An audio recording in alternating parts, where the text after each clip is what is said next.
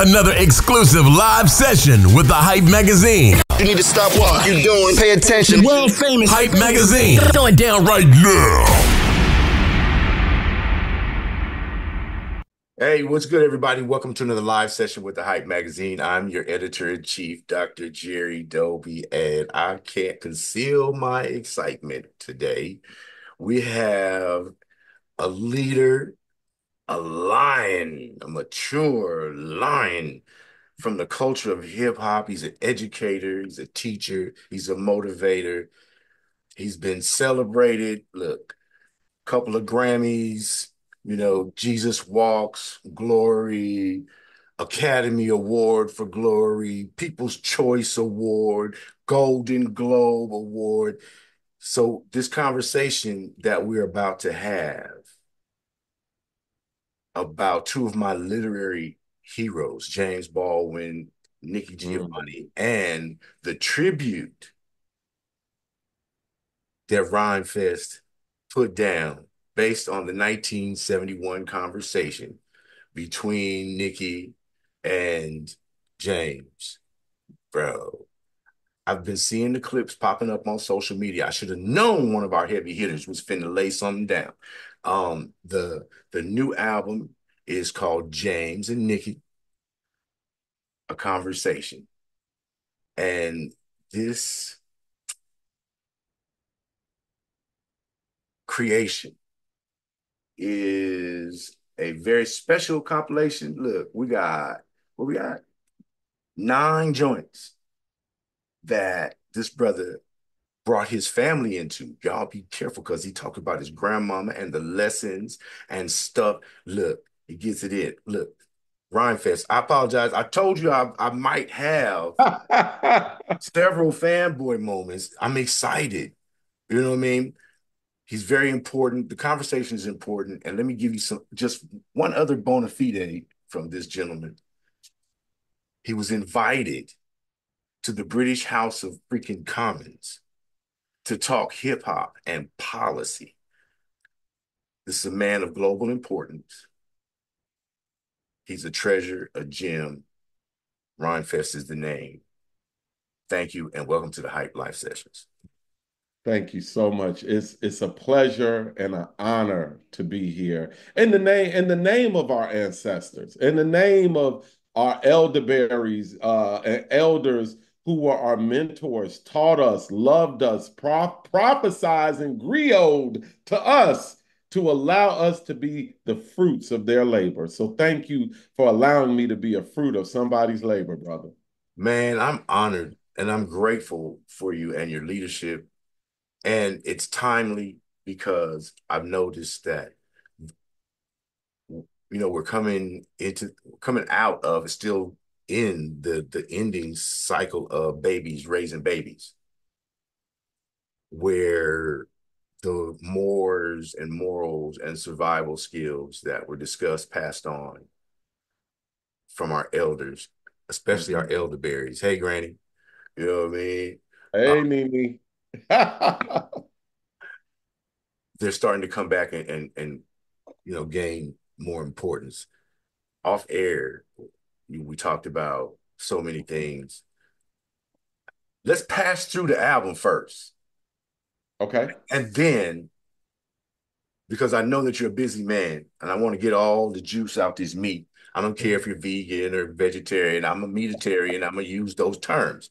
And we want to get all of it about the album and then some of the other things that you brought up and some initiatives that you're doing and championing. Is that okay? That'll be beautiful. Yes. All right. Amazing. So recently dropped James and Nikki, A Conversation. 9 joints for those of you who are in love with the art of storytelling. The way Rhymefest translated those clips of conversation and brought added value and expanded on them, placed himself and our culture inside those conversations and delivered some gems to the next generation and those of us who are becoming once again awake. Magnificent compilation. Talk to me about the motivation, inspiration, behind this. Oh, and this is ahead of his appearance at the James Baldwin 100th anniversary birthday celebration coming up in New York. Yes. I had to throw it in there. Let's go. Lincoln Center, yes, and the Schomburg Center. Well, the inspiration was like everybody else. I saw those clips of Nikki Giovanni saying, "Lie to me." You go to work and he gets all of your smiles, all of your love. You come home, I get all the anger. I get all your sadness. Come home and lie to me. Do it for the family. Do it for the children. That was Lie the clip. for our growth. That was the clip, buddy. I knew you were going to say it. Let's go. Yeah. When would see that clip circulate, and I saw how in contemporary times people were still relating to, especially Black women, saying, "Be kind to me, Black man, even if you have to betray your emotions to do so." Letting us know that it's not women who are the most emotional, it's been men. Black men have been feeling unsafe. We've been projecting for the last maybe half a century. We've been projecting. We've been blame shifting. We've been autocratic in our homes, democratic in the streets. Uh, you know, Nikki Giovanni 60 years ago was saying, no, be mild of temperament, be gracious, even if you got to betray your emotion to do so, be kind to me. And so when I saw that and realized it was still an issue that we were dealing with, I said, the issue we're having is that people need books to be remixed because we receive information differently now. While I love to sit up, I'll show you something. I love to sit up, you probably can't see it. It's a good book. This is Harold Washington I'm reading right now, the first Black mayor of Chicago. While I love to sit and crack a good book and read it, I'm from an analog generation. So the way young people receive information now, we have to do it like the ancestors did it in rhyme and beat and remixing the conversation so that it can be digestible. And this is the way children learn. They learn through play. Children learn through imagination. They learn through song. So it was only right to take that 2-hour conversation of James Baldwin, Nikki Giovanni, and remix that book and that conversation through song. And that's what we did. It's amazing. Look, I got chills. And so I had to set up a whole separate computer because I have been using the album as my workaday music, my background. Thank you. And it's crazy because as I'm listening, I have a 16-year-old kid, right? The last of Mm. 6. And she comes in and she's going, you know what? I don't, where are the pictures of you and your dad's side of the family? I haven't seen it. Sparked just her listening alongside me says, I need to know more about you and where you came from. And now I'm getting interviewed by my kids because of Rhymefest and this album and the purpose that you put behind Which it. is really, it's a curriculum. So this wasn't, a lot of times we're looking at music to simply entertain or make you dance or make you whatever that capitalistic result is that we're looking for. I'm so grateful to Golden State Entertainment for allowing uh impact in community and not just exploitation and monetization of community through the arts. And so, Golden State Entertainment came, to me and said, James Baldwin and Nikki Giovanni is a perfect way to stimulate conversation in our community and create a new kind of curriculum about where we are as a community. And I said, man, and as a rapper, this I'm gonna I was aiming to make this not about me per se. to Mm, make this about what we're all going through. mm, So to do that, okay, I'm going to embody the spirit of James. But if you notice on every piece, there's a co-author who's a woman right. embodying the spirit of Nikki, challenging my viewpoint and my blind side on this project to say, okay, you see it like this, but it may have a whole nother side to the elephant that you're not seeing. And so it was very important to make this a curriculum, to make this impactful, not make it about me, but make it about what we all go through and have a woman co-author on each song. You know what's interesting, bro? Right now, women rappers are the hottest thing in hip hop commercially. And what we see from many of our women counterparts commercially is the same mistake a lot of men made in the 90s and in the early 2000s of hip hop. And Mm, that mistake is exploiting ourselves, exploiting the community, one note messages about who we are, allowing our drum to be used against us.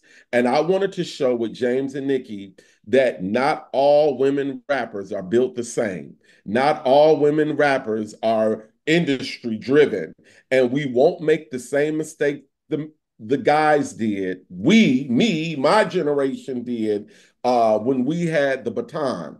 The mistake we made was going more toward moguldom mm, than family, community values, and using the power of our music to change legislation, mm, using the power of our music to cultivate our value systems mm, and ask ourselves important personal questions and be challenged and held accountable. mm. Women, this whole women win with Kamala or Kamala wins with Black women.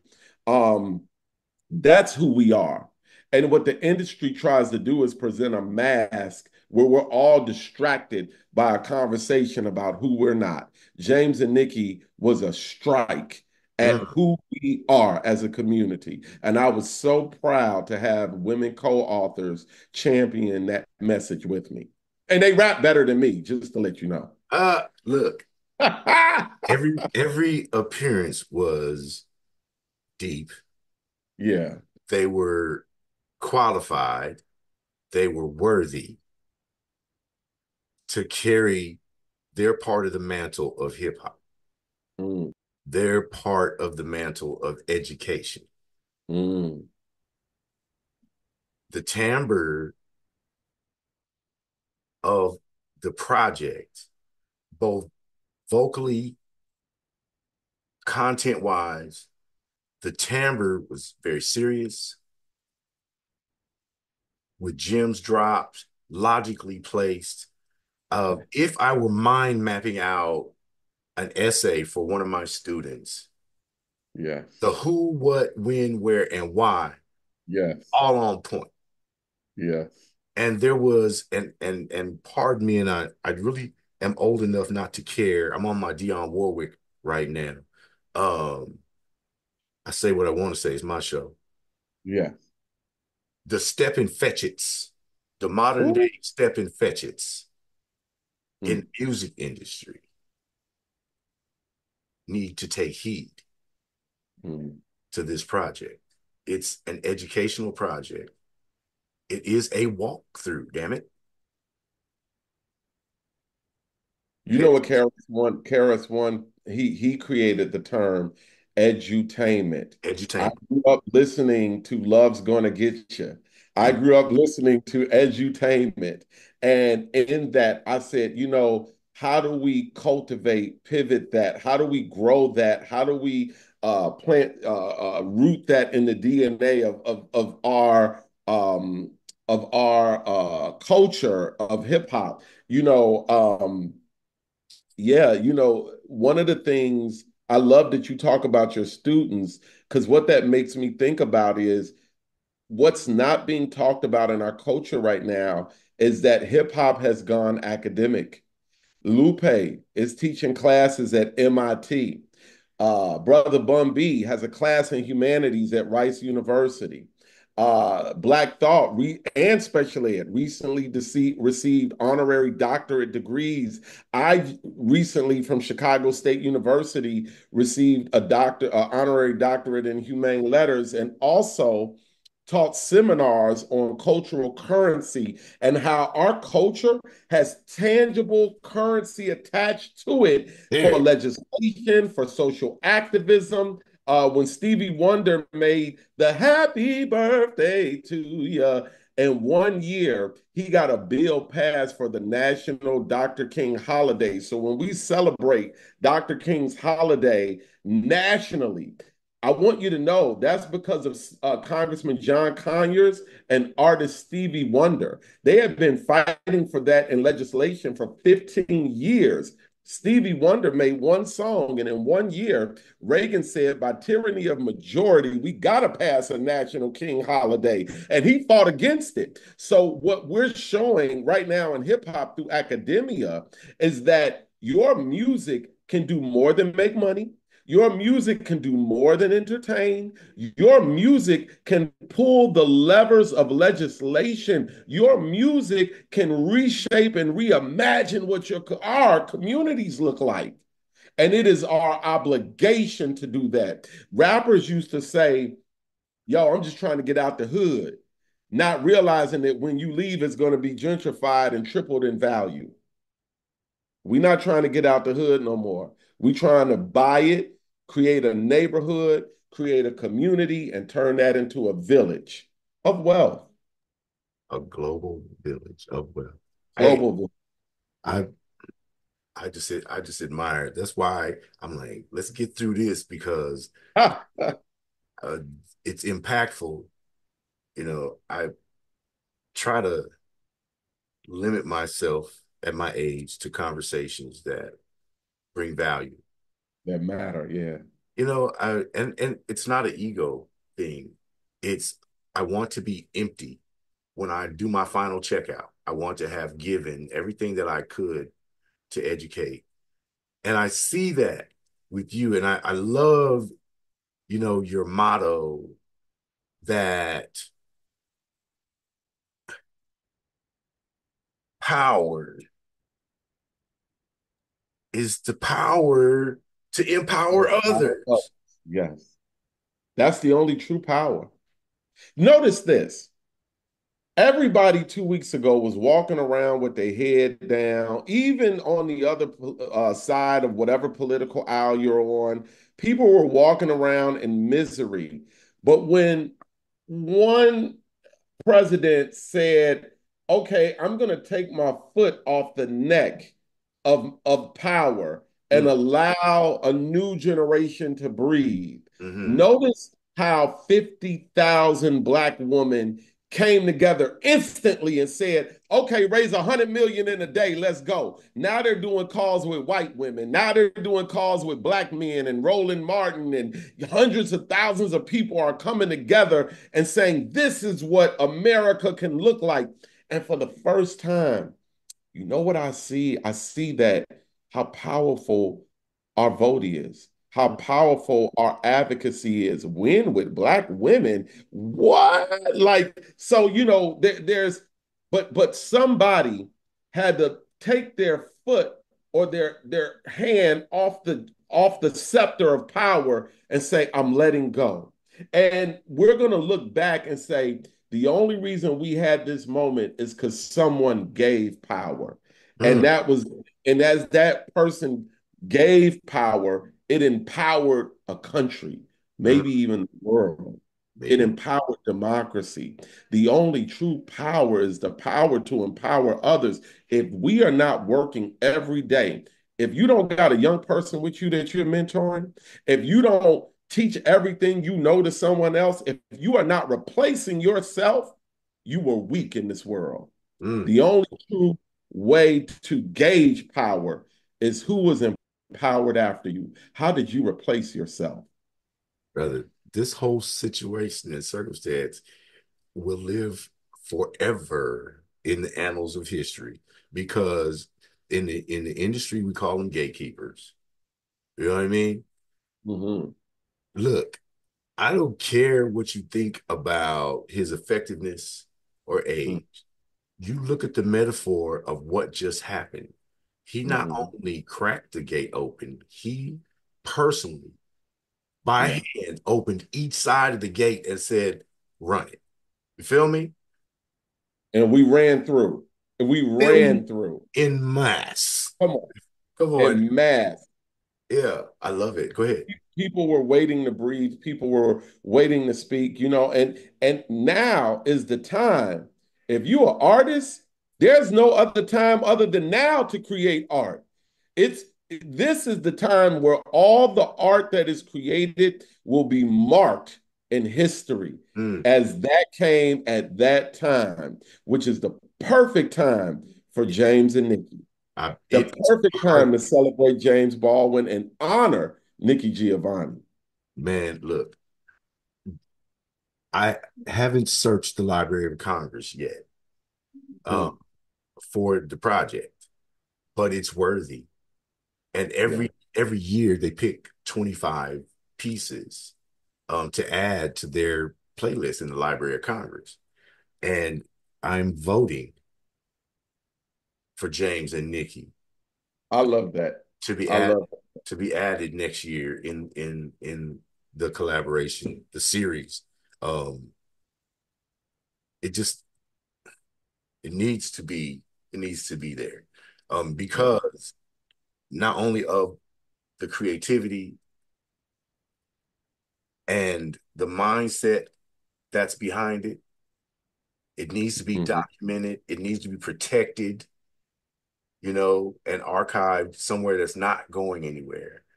Yes, I And agree. as a double bonus, once again, it brings to the forefront a deep and caring conversation between a Black man and a Black woman who, Mm, besides their star status, came together to communicate, exchange, and recognize the perspective of the other.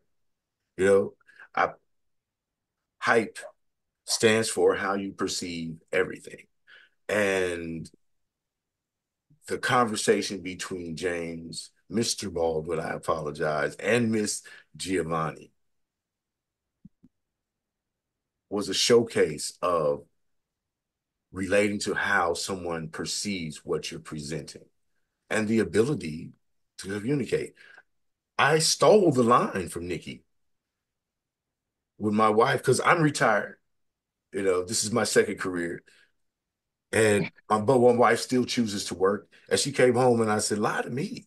You out there skinning and grinning on that 9 to 5.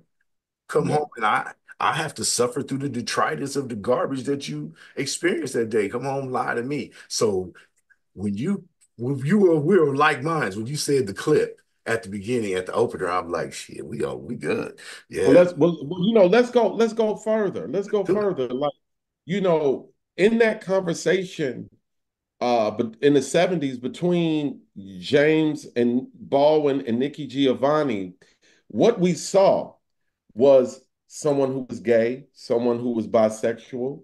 We saw someone who was a teacher, someone who was a student, but it was alchemy because they also communicated as brother and sister, as husband and wife, as artist to artist, as man to woman, as two people who agreed on the ludicrousy of the time. So when Nikki Giovanni says, how do we survive today? How do we get our message out today in light of all of the things pushing back against freedom? He said, sweetheart, our ancestors taught us how to do that. We are 100 years ahead of our time. Don't think about James Baldwin was saying, don't think about the opposition. You are 100 years ahead of your time. She said, but I got to live now. He said, your ancestors, our ancestors taught us how to do that. Use what you got. James Baldwin so eloquently and Yes. so militantly said, a teacher who cannot teach is not a teacher. There is a such thing as a living word. There was no demagogue in history, no dictator in history who could read but they all burn the books. And so, how could you? I mean, James Baldwin, he talked and we had to use these clips on James and Nikki, the project, when he says, we are co conspirators of our own murderers. We're still co-conspirators of our own murderers. Every day that I hear someone says, look, this is what they doing to us, so this is how we got to do it back to them. And I say to people in my own community, don't be xenophobic.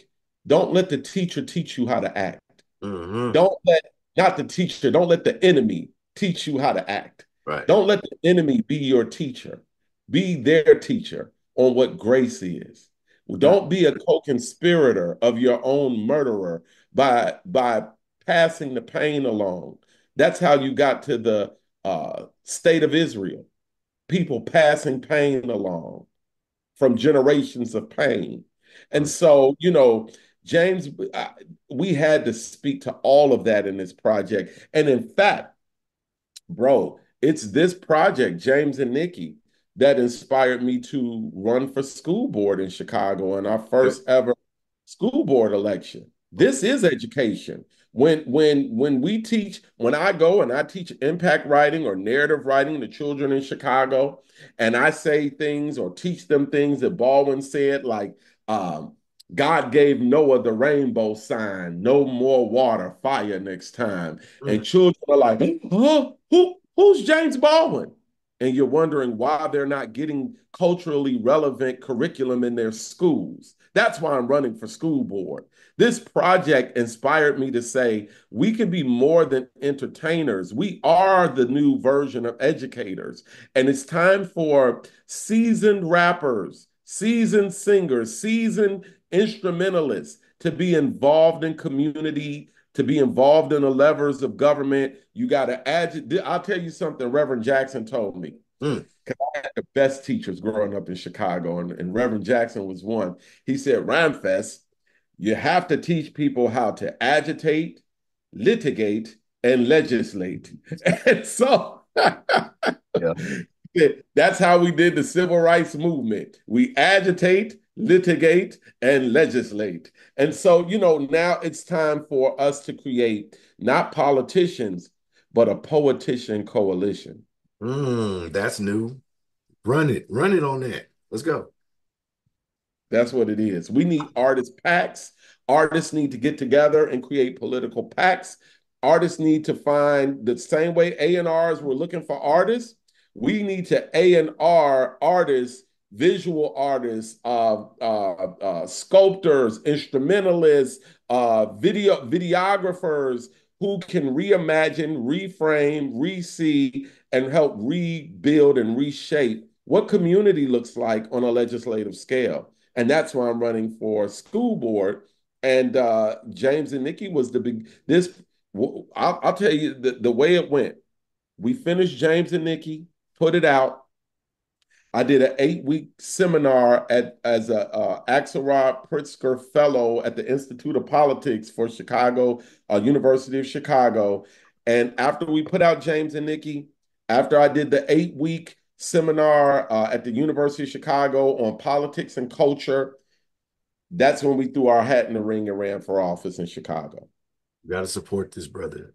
The messages are clear that our next generations aren't learning according to the boxed in type of education and that we're getting, and also critical pieces of American art and thought leadership critical thinking. And critical thinking. Because that's what, wouldn't you say with your students, are you finding that young people have a lot of information, but the context that it takes to think critically is what we, as the more seasoned generation, have to figure out how to convey, how to think critically, which is really common sense. I restrict myself and I only teach at the master's and doctorate level. Oh, okay. Yes. So usually my students are a little more considered. However, there are those who still come from the street, from the one ways out Mm, there. And, they're simply, they simply are showing the intestinal fortitude to move forward and crack the shell of mm, the nut they're being held in. mm. If you're held inside the nut, you have nothing to eat but that what's inside the nut, and you end up with the empty shell, right? These people are saying, no, I'm breaking out because there is more to learn and more to apply.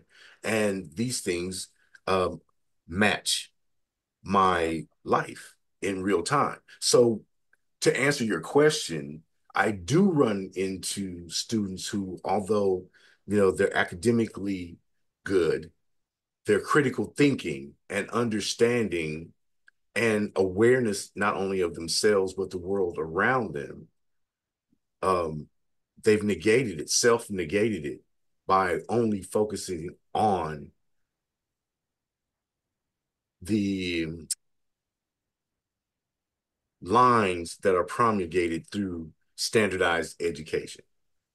So they don't have the benefit. I don't have anyone quoting Thoreau to me. I don't have anyone quoting Baldwin to me. Um, when they're presenting their thesis or their dissertation and it's relating to communication or journalism, I don't have. So it's kind of a yes. Yeah. That Well, you bring up something interesting because we can only know or learn what is presented in front of us.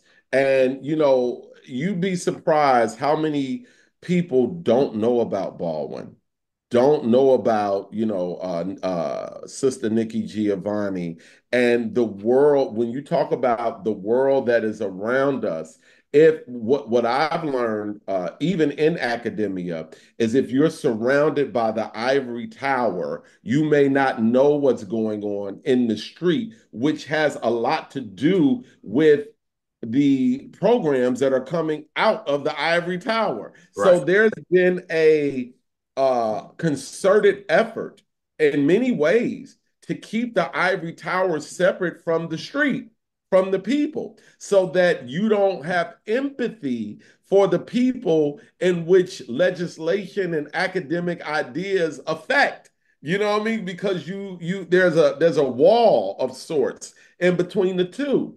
What I believe hip hop brings to academia is the community.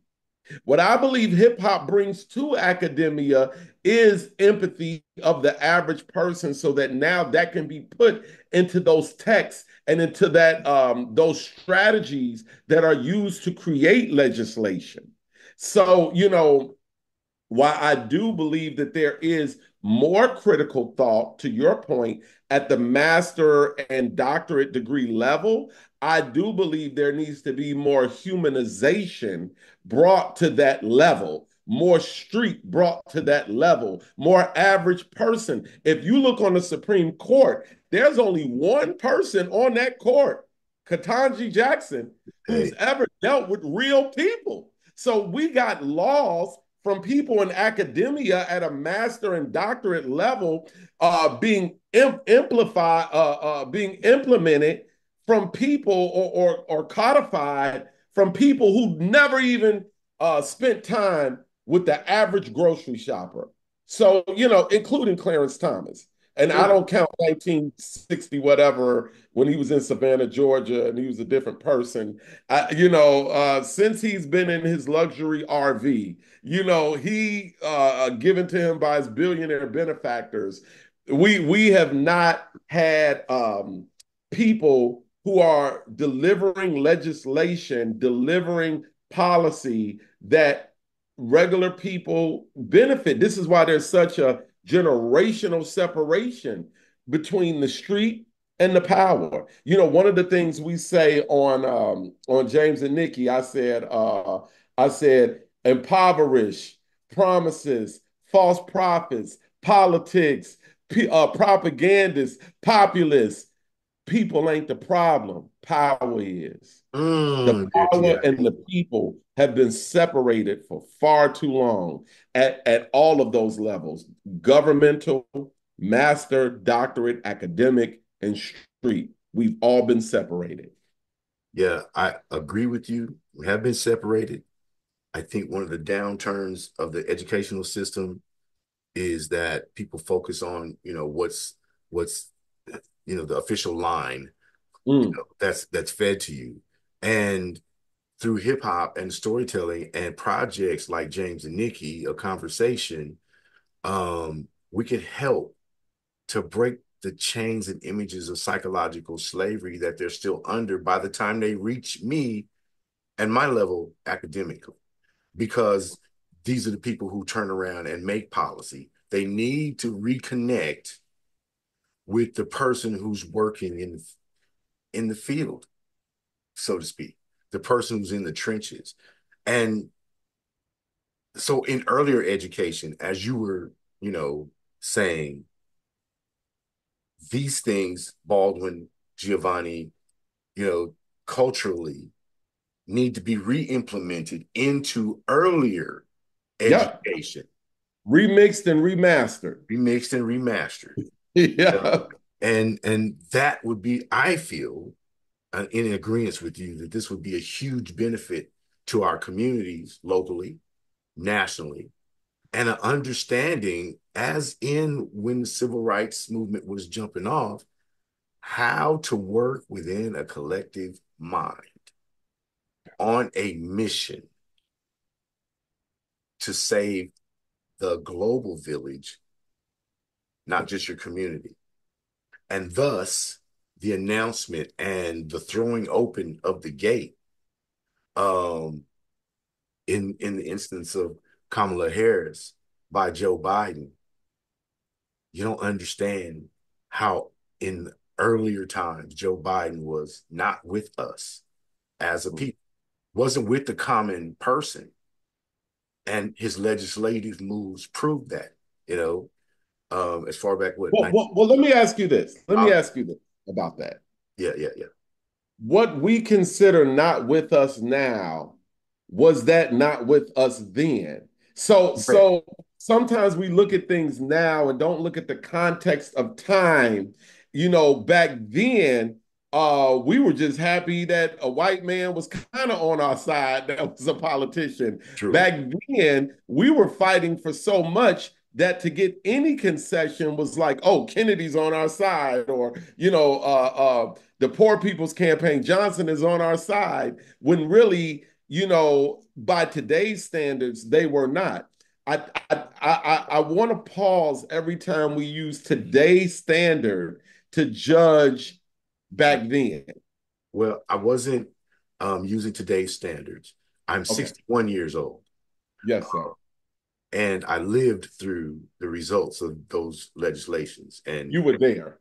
I was there, when he was a I United wasn't there. States senator, when he was a United States senator, and he was aggressively, openly, and explicitly talking and supporting legislation that would harm us as a community. Like what? What did you start talking? Which one? His stance on the criminal justice system, specifically the war on drugs and longer prison system So, sentences. so, so my question about that, and I've always, and I'm so glad I got a professor here Come because on. I've always wanted to ask this question. So were most of the black congressmen. So, at that time when we were dealing with the crack epidemic, when we were dealing with the gang epidemic, we go through this right now in Chicago. There's a whole thing of, do you lock people up? How do you bring people back home, and integrate people into communities who were incarcerated? You got young people carjacking out here. Not that, I mean, I'm not promoting any of that stuff. That's not our main narrative in community. But there were a lot of black people who were concerned at that time too. Do we hang a lot of the onus for the legislation on Hillary Clinton, on Joe Biden, when there were a lot of black legislators that were pushing for those policies at that time? That's why I was talking about the context of the time. Well, thank you for that question. I pointed out the gatekeeping thing and Joe Biden as a marker for a mindset change when Mm. at a time he wanted to close us out. His mindset change made him with two hands throw open the gate. So Yes, sir. that's where I was going with it. Yes, I do agree with you that there were a lot of black politicians. And let me just be clear. Um, I'm from that life. I don't let the degrees fool me. I used to stomp through LA like, oh wait, you heard me? So, and then I'm retired military as well. That, so I've had experiences differently, but in evaluating how they applied the laws to us, there were the black politicians who, first of all, didn't have enough power and were too embarrassed of the culture to really stand up and speak out and lend their power against some of this stuff. So they were assimilating into the legislative process, saying, yes, massa, we're going to do Yeah. it your way.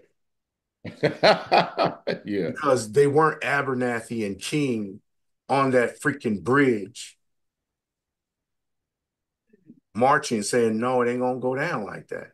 They weren't the 1 million men who hit, the Washington Monument and said, no, Yeah. they didn't have that. They didn't have the intestinal fortitude.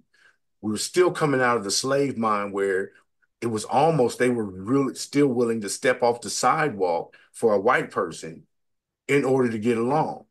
They were still dropping their eyes and not looking at, you earned your way by votes into this position. Therefore, they didn't do the butt naked test, right? The imposter test. Stand in front of the mirror butt naked. And for each accomplishment, put a piece of clothing on until you get to your crown. You know? Until you see your crown. I love that. Here's the thing though. I think I love having this conversation with you. It's very rare that we can talk to people that understand the context of history, time, politics, community, music, art. This is like talking to the closest member of my family talking to you right now. I'm so honored. I'm so honored. Yeah, brother. Thank you. But this is my question to that. I could talk to you for hours.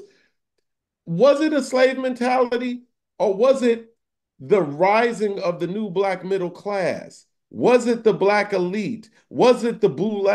Was it Mhm. Jack and Jill? Was it those? I don't want to act like we've always been in this oppressed situation Mhm. when the people who are our legislators historically have been the talented tenth of our community. So, it's difficult for me when at that time we also had Marion Barry Marion creating Barry in the DC. middle class in DC. You also had Harold Washington in the 80s creating the middle class in Chicago and the sanctuary city of Chicago. We were exercising power like we never had in from the 80s through the 90s. It was really only I would say the early 2000s that those gatekeepers who you said pushed the gate open started to have to transfer the power because now you got Michael Jordan, now you got Puff Daddy, now you got like all these major multi-million dollar black moguls where it's not about the black middle class or college graduate, it's about I can go straight to the league. You know Mhm. what I'm saying? So Right, the right. kids start doing something different. I think sometimes we put what our problems are in this kind of vague slave mentality thing when there were a lot of processes that took place within the culture to how we got to where we are today. For me, slave mentality um, can equivocate with survival skills. How did our elders maneuver through the maze of the legislative legal system and just day-to-day survival. These skills were passed on, and I feel that even though in their elevated status, they didn't know how to translate that or manifest that physically, on a day-to-day basis in front of the cameras, on the floor of the Senate, on the floor of the House, on the cameras of the tier one media outlets, and stand strong. There were a select few. But what did they do? They fell behind the civil rights leaders and backed them. So they weren't, even though they had elevated to those levels, they weren't necessarily skilled at pushing the narrative in the halls where it meant something and could actually make a change, codify changes. They had to still follow the warriors who kicked it off. Let me ask you this. Yes, sir. But weren't a lot of the most powerful legislators the civil rights leaders themselves? I mean, look, Bobby Rush was in the Black Panthers. He's still congressman in Chicago. Sheila Jackson Lee. What's our brother's name from Atlanta? Where they want to get the voting rights bill named after our brother in Atlanta. Not Abernathy. No, not Abernathy. No, you know who I'm talking about. Yeah, I do. And he just passed. So he just passed. Yeah. So I'm just saying that to say, how can we say that the legislators fell behind where the civil rights leaders were taking us when they were the civil rights leaders? Not behind, as in lagging. Behind, as in supporting. Still allowing the civil rights leaders to take center stage. They were the civil rights leaders. Some of them were. I mean, let's Shirley I love it. By the way, are you enjoying this conversation, brother? I am. I'm so afraid that the PR rep is going to say, we need to wrap it up, and I want to send them to the waiting room so they can't pop in on the microphone because I'm having a freaking ball. Y'all don't understand. I've had so many, I'm saying, interviews and conversations, and I started from this and started from that from people who don't know shit. Yeah. I'm like I said, I'm from that life. I'm talking about being in the boys' industrial school from age 13 to 17. I'm about that. I was about that life. Went into the military. Just retired in 2013. Thank God I'm not a statistic. You know what I mean? And this is my second career. Having conversations, like I don't do interviews unless I feel like it's going to be valuable and I could get into it. And the other person is going to sit there with me like we're having a beer or we got our rods in the water and we going after the bass they not hitting, so that gives us longer to talk. That's the kind of conversation. Yes, I'm enjoying it, to answer your question. I'm having a blast. So, So, yeah, but they were. So, if we're saying that in many cases that they were the civil rights leaders, when Joe Biden came along, they collaborated with them. You know what I'm saying? So, I didn't mean to hit you with the know what I'm saying. However, they collaborated. They collaborate. I am hip hop. They collaborated with him. And, what would you say that ultimately today where we are, we've made more gains than anything in the last 200 years. And that although we've had some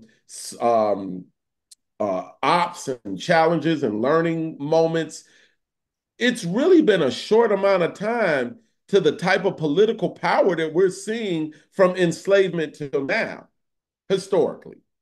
I would agree that it's, been a short period. It's been a steady, once it began in earnest, and we started walking the halls from the time the Panthers took over the gallery in Sacramento, fully loaded, ready to rock. You know what Yeah. I mean? Fully loaded, ready to rock. Yes, sir. Till until now, when we have the re-emergence of the thought leaders, we have a re-emergence of courage. So there's fear. Courage is what you do through that fear. And I believe that early on, when we're talking about, 70, 71, in that we're making like I was one of the kids bust. You know what I mean? One of my classmates was, the grandson of the civil rights case that had to do with integrating schools. You know what I mean? I'm that old. 63. There were still white only water fountains when I was born. Y'all don't understand. So I have it, and I have a view of the people who stood by and still allowed some of the things that went down to The maturity wasn't there. the The, maturity, the the focus and courage, understanding wasn't there. the focus, understanding on how to navigate the good old boy network that women and minorities who had gained power still had to navigate in those other halls. I'm not calling them cowards. I'm calling they were perhaps a little under equipped to go head to head with people you already know don't like you. Did you see the Shirley Chisholm film? I have seen it, and it's been a minute, and I'm old, and I have TBI, so I can't recall all of the details. Well, I'm just gonna give you one. Go for it. In that film, and I'm learning this in politics too. Politics makes strange bedfellows. Um, there were a lot of black men who betrayed her. She was trying, she was doing, she was courageous. And, there were some black men in Congressional Black Caucus didn't give her, at that time, the support they promised her and the support she deserved. Because she was unbought and unbossed. Uh, a lot of what you're speaking of is the mechanism and process of not just white supremacy. I believe capitalism has become its own monster. Mm, Uh, of a manifest destiny of sorts. I believe it's out of white supremacy don't even got capitalism under control, as we see that the majority of educated, degreed people in America are Africans. mm, The majority of wealth are people from India, mm. Asia. The browning of America and I think in America we like to keep these arguments centered around white and black, but it's bigger than that now. It's global. And I think we have an opportunity as black people in America to leverage our assets against anybody in the world. And that's where we should be. I think these discussions, maybe these debates about white and black are antiquated in the world that we live in now. I would agree. I would love to have a different conversation. I would love to have this conversation, brainiac to brainiac, and a, a aware human being to aware human being. Yes. Caring black man, father, educator, but and we should. Then I hope you will allow me that honor. This can't be the last time we speak. Thank you. That's what I was trying to say. I get it. I get it. It's too much. We got to unpack it all. We got to unpack the diaspora at some point. Let's get it. Let's get it. The most important takeaway from this is, for me, to our audience right now, is that uh, through your latest project, James and Nikki, a Yes. conversation, you're pushing the narrative, you're expanding on the narrative. You have broken it into digestible bites for the consumer. So very easy to learn. Like I said, it actually ignited my 16-year-old daughter, who doesn't give a darn about her old man like that, to start asking questions. Where are your picture books and photo albums? What did you look like when you were a kid, et cetera, et cetera? So very important I love that. project to I love me personally. 100th birthday of James Baldwin coming up. Yeah. You have been invited to speak at the celebration. Let's talk about that. Like 100th birthday, August the 2nd, it goes down. Yes, I'll be speaking at the Schomburg Center in New York, accompanied by a performance later that evening at the Lincoln Center. The Baldwin family, please, everybody go to Baldwin 100 on Instagram. The Baldwin family will be in attendance. Miss Giovanni may be in attendance. And it's one of the honors of my life. It's doing this project, people were trying to tell me, hey, the club might not play this. It might not get play in the club, or it might not, be on the national charts, for music. And I said, that's not what this is for. This is for the archives. This is for the prophets. This is to honor those who have seeded us with the opportunity to put our messages out. And so for this to be coming back around in this way, brother, I'm learning something. Mm, yeah. I'm learning that all you can do is give yourself an assignment and begin the journey and stop trying to control the outcome. And it'll be bigger than what you've ever imagined. There's a poet by the name of Murray, last name Murray. He has a quote that says, once you commit yourself to something, unforeseen occurrences will begin to swirl. Material support you could have never dreamed of will come your way, and you will have everything you need beyond your wildest imagination, but only once one has committed themselves. I'm so honored to be committed to the furtherance of the prophet's words of James Baldwin. An amazing way to end this particular segment, because it is about your project that celebrates that conversation from 1971. It Yes. is about being recognized for your impact and your ability to teach and take lessons from our elderberries, from our literary heroes, and put that into storytelling. It's a masterful job. I have to ask you though, um, how did you know that one more stroke of paint would ruin this masterpiece? Spirit guides us. Spirit guides us. When I didn't know, and there are points where I'm like, turn this up, turn this down, wait, I need a new verse on this, or no, not that, or this, and things just didn't go my way, and that was just perfect.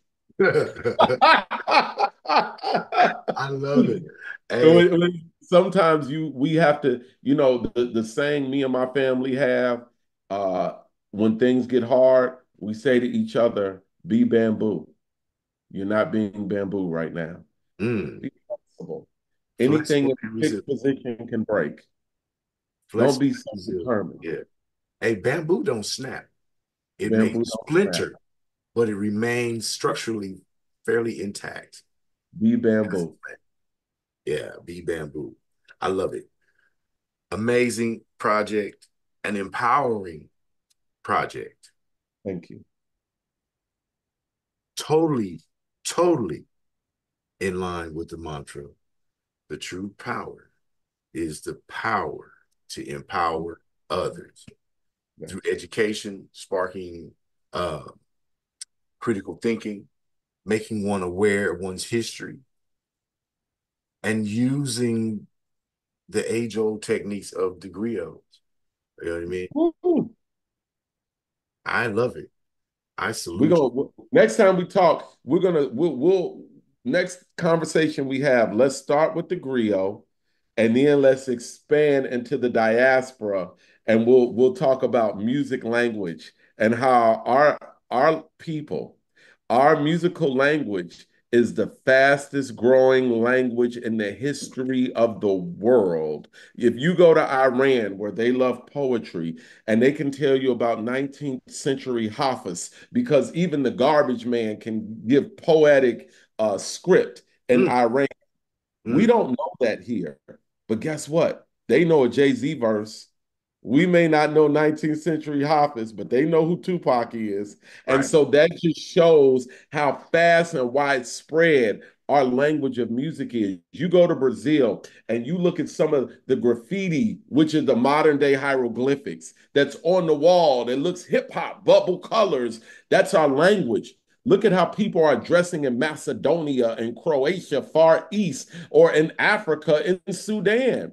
That's the language. And we keep trading our drum back and forth to where it was hip hop. Now the Africans took our hip hop and transferred it into Afro beat and sent it back to us. It Mm. was Afro beat. We transfer it got to London. They turned it into a genre called grime and then sent it back to us. Oh, our Afro Colombian and Afro Brazilian and Puerto Rican brothers and sisters turned that drum into a thing called reggaeton and sent it back to us.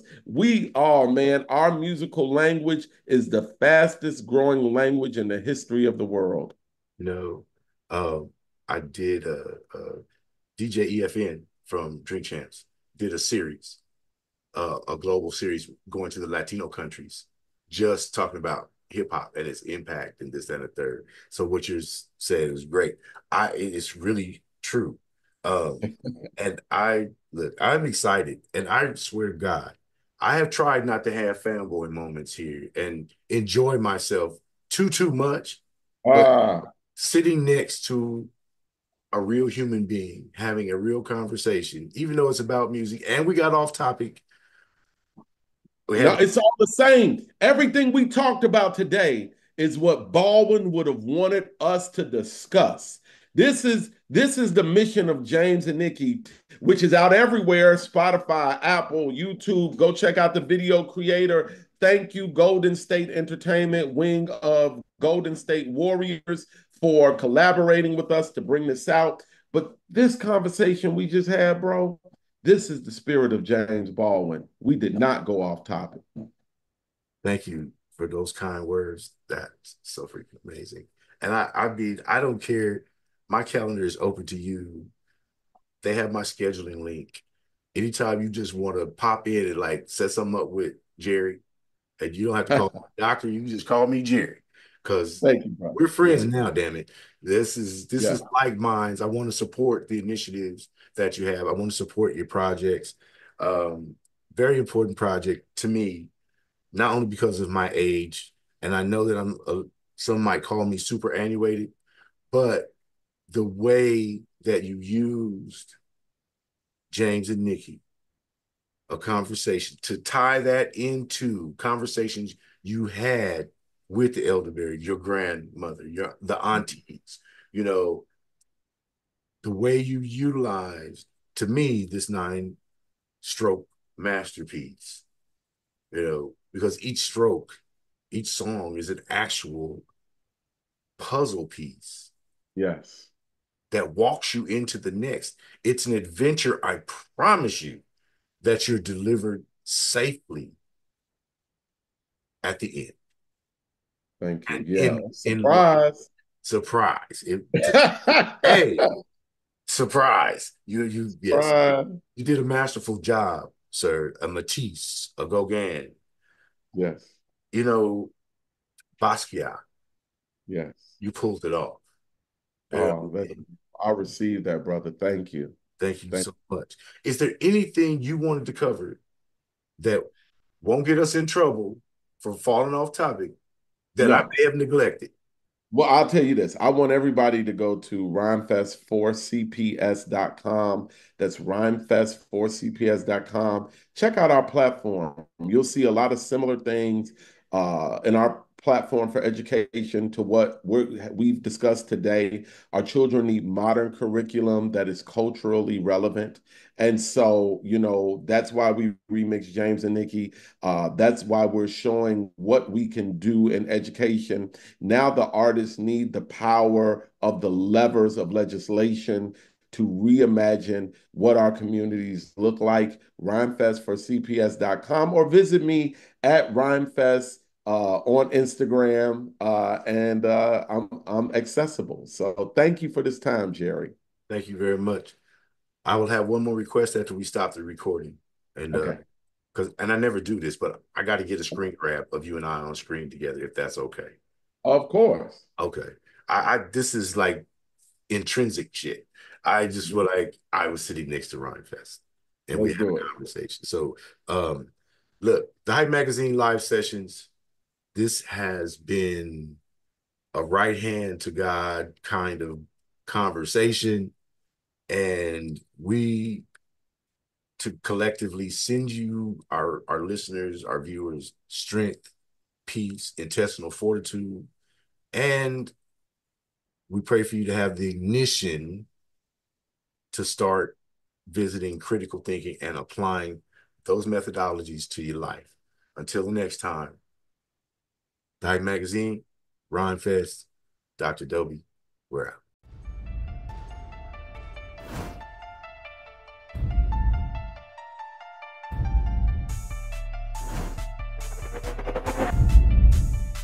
As an artist, we should reflect the time.